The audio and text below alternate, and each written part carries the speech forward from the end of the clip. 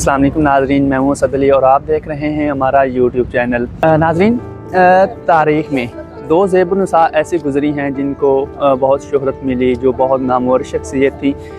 उनमें एक जो ज़ेबुन्निसा थी वो औरंगज़ेब की सबसे बड़ी बेटी ज़ेबुन्निसा थी। ये शायरा भी थी। और दूसरी ज़ेबुन्निसा खातून ये दाए अंगा के नाम से मशहूर हुई।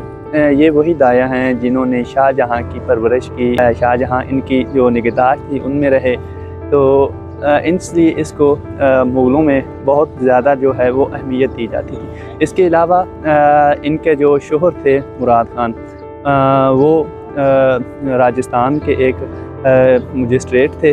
तो इस वक्त मैं दाई अंगा, ये गुलाबी बाग जिसको कहा जाता है, और ये जीटी रोड के बिल्कुल साथ ही वाक़या है, वहाँ पर मौजूद हूँ। ये मेरे पीछे आपको दाई अंगा इसका मकबरा नज़र आ रहा है।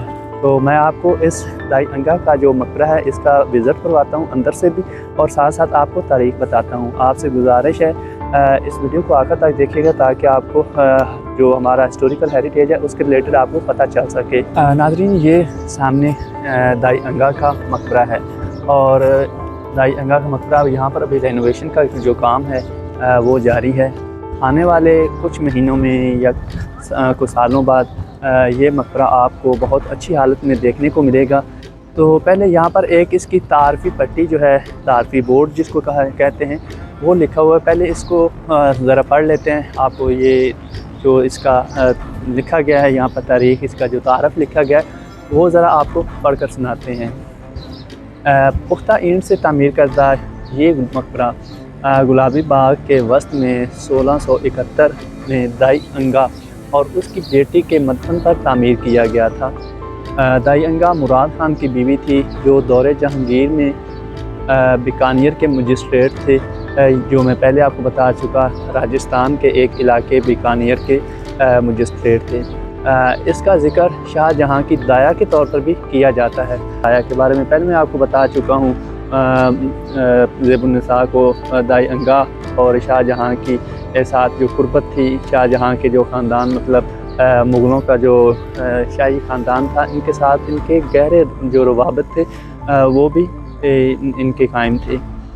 फिर आगे चंद दाखिली रास्तों के अलावा ये मकबरा एक ठोस मुरब्बी शक्ल की इमारत में है, जिस पर एक कम बुलंदी वाला गुंबद है और एक ऊंची गर्दन पर तामीर किया गया है।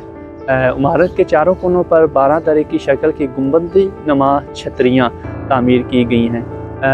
ये 12 तरह की शक्ल, ये सामने इस तरह के ये चारों कोनों पर मैं आपको दिखाता हूँ। वो भी चारों कोनों पर ये एक 12 तरह की शक्ल में छोटे छोटे जो गुंबद है ऊपर वो बने हुए हैं, छतरियाँ इसको कहते हैं, वो बनी हुई हैं। इसी तरह बिल्कुल वो सामने भी एक छतरी बनी हुई है, और इसका जो गुंबद है वो देखिए, वो गुंबद आपको नज़र आ रहा है। ये इस मकबरे के ऊपर गुंबद तामीर किया गया है। अभी इसकी रेनोवेशन का जो काम है वो जारी है।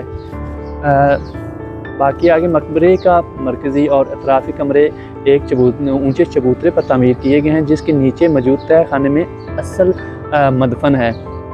ये मुग़लों का जो तामीरात थी, इनमें एक बड़ा फ़र्क जो है वाज़े नज़र आता है कि जहाँ पर इनकी जो ख़वातीन होती थी उनको दफन किया जाता था, वो जो सतह ज़मीन से नीचे तह खाने में उनको दफन किया जाता था। फिर उसके अलावा तह खाने के ऊपर एक छत बनाकर ऊपर उनका वो कब्र का एक तावीज़ जो है वो रखा जाता था। नाज़रीन, ये इसकी यहाँ पर एक जो तारीख़ लिखी गई थी, ये मैंने आपको पढ़कर सुनाई। अभी आपको इस मकबरे के अंदर से आपको इस जो दाई अंगा का मकबरा है और साथ इसकी बेटी दफन है वो आपको दिखलाते हैं। अंदर से इनकी जो कब्रें हैं, यहाँ पर इनके जो कब्रें हैं, इनके ऊपर 2 कब्रों के तावीज़ बनाए गए थे, और इनकी जो असल कब्रें हैं वो जहाँ पर कब्रें हैं, इन कब्रों के नीचे तह खाने में इनकी असल कब्रें हैं। लेकिन वक्त गुजरने के साथ जो इनके तावीज़ थे वो उठा लिए गए, लेकिन अब यहाँ पर सिर्फ़ एक ईंटों के साथ कब्रों की निशानदही के तौर पर यहाँ पर 2 कब्रें मौजूद हैं। तो अभी मैं आपको ये कब्रें दिखाता हूँ। ये हैं जी ज़ेबुन्निसा और उनकी बेटी की कब्रें। यहाँ पर कोई तख्ती वगैरह नहीं लिखी हुई कि ज़ेबुन्निसा की कब्र कौन सी है और उनकी बेटी महरुन्निसा की कब्र कौन सी है। और यहाँ पर जो तावीज़ थे वो भी उतरवा लिए गए।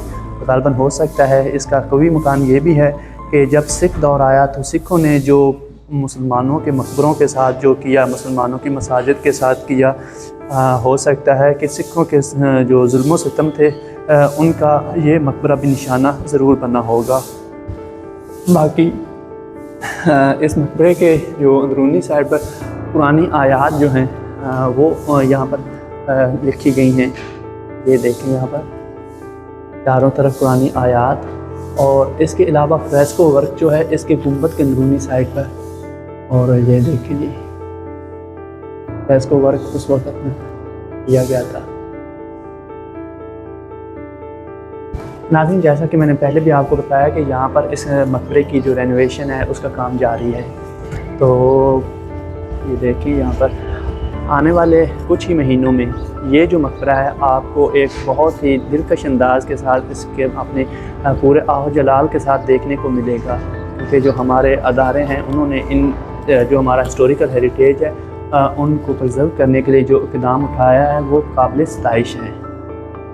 ये वही जो पहले मैंने आपको बताया कि रेनोवेशन, यहाँ पर इसकी जो रेनोवेशन है वो की गई बिल्कुल जो उस वक्त जो मटीरियल यूज़ किया जाता था बिल्कुल उसको मद्देनज़र रखते हुए यहाँ पर इसकी रेनोवेशन का ख़ास ख्याल रखा गया। ये देखिए, और बाकी अभी ऊपर जो है वो अभी इसकी रेनोवेशन होनी है, फ्रेस्को वर्क भी होना है सारा, वो आहिस्ता आहिस्ता इंशाल्लाह ज़रूर जो हमारे अदारे हैं वो ज़रूर करेंगे।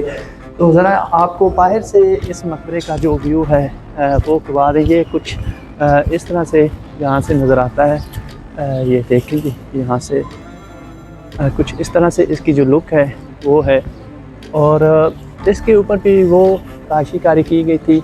आपको मैं जूम इन करके थोड़ा दिखलाता हूँ। मुमकिन इसका कभी मकान यही है कि ये सिखों के दौर में इसको ज़रूर उतारा गया होगा, क्योंकि इसके कुछ पीसेस जो हैं वो अभी यहाँ पर खड़े हैं, बाकी कुछ वक्त के साथ साथ जो है वो उतार दिए गए। बाकी ये इसका मकबरे की दूसरी साइड पीछे वाली, और ये चारों छतरियाँ यहाँ पर वो 12 दरी के ऊपर जो छोटा सा गुंबद बना है छतरी टाइप, उसकी रेनोवेशन का काम भी वहाँ पर उसकी तज़यीन व आराइश जो है वो की जा रही है। इसी तरह बिल्कुल इसके साथ भी, और ये जो गुंबद है ये ऊपर गुंबद, इसका भी ये काम ज़रूर होगा।